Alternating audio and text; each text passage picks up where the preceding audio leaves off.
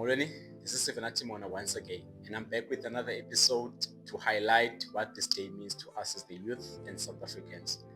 When we're talking about this day, we're talking about a historical event in South African history, a day where youth in Soweto marched peacefully against apartheid regime education system or education policy, a policy that highlighted that students must be taught in Afrikaans, either they understand the language or not.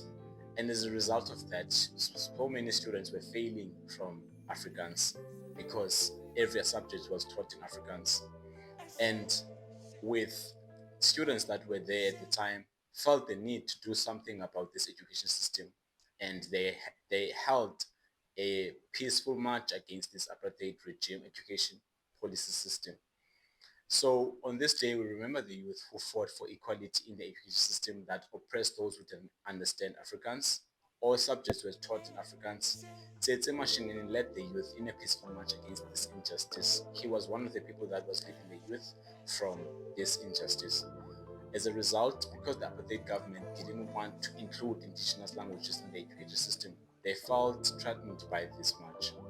This led to a riot against the youth, with heavily armed apartheid security forces trying to stop them with guns and other weapons that they were using at the time.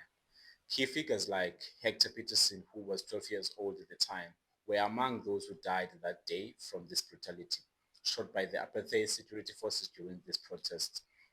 This event is known as Soweto Uprising in the history of South Africa today. And it is a day to remember what the youth did for us at the time and what we can do today.